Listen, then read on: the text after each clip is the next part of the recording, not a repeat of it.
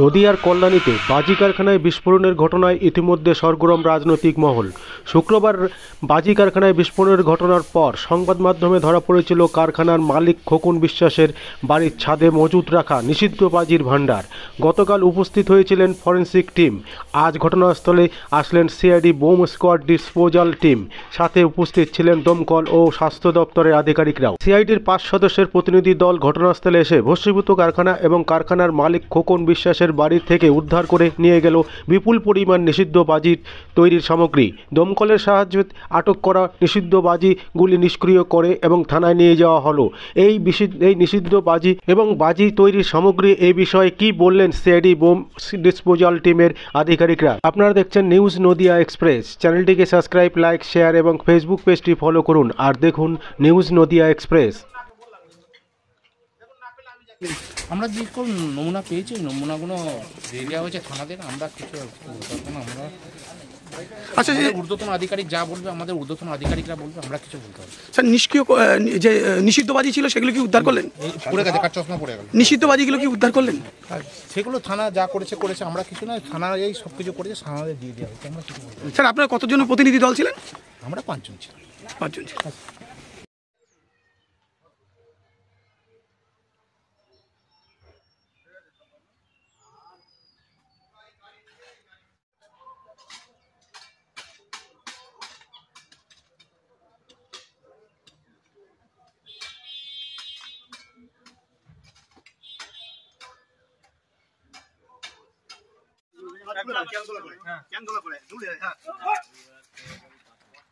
একটা আছে না?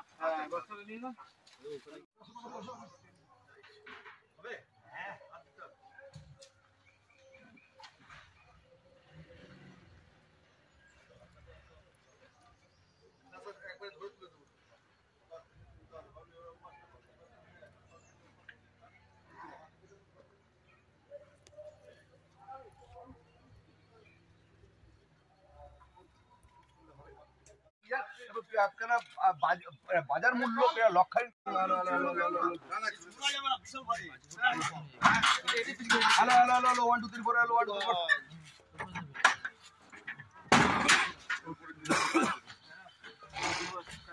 শোনা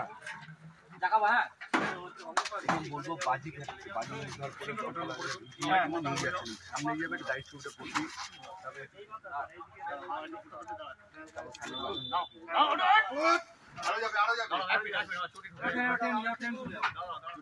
জোর দিয়ে দাও, বয়স্ক মানুষ দেখা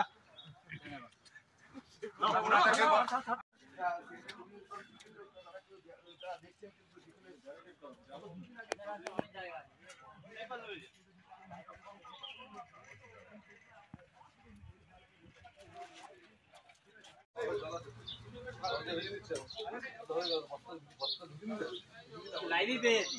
হ্যাঁ লাইভে তো পেয়েছি না হয়ে গেল।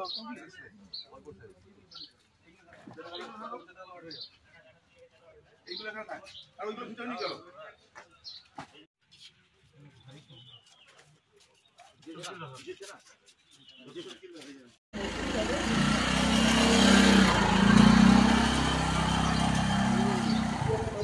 এটা খোলার ব্যবস্থা করো না।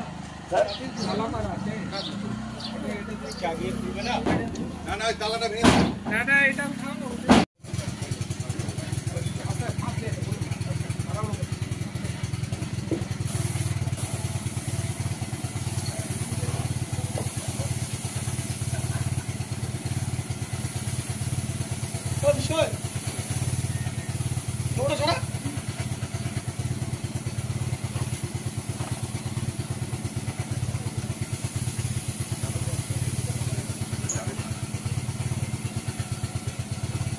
পাইপটা গোবর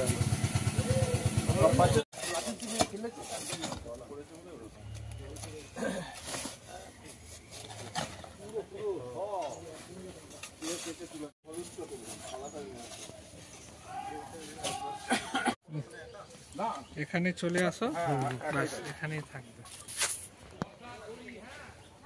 ঠিক আছে চলো।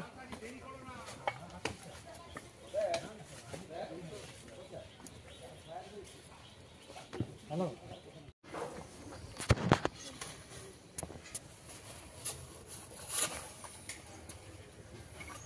নিয়েছো?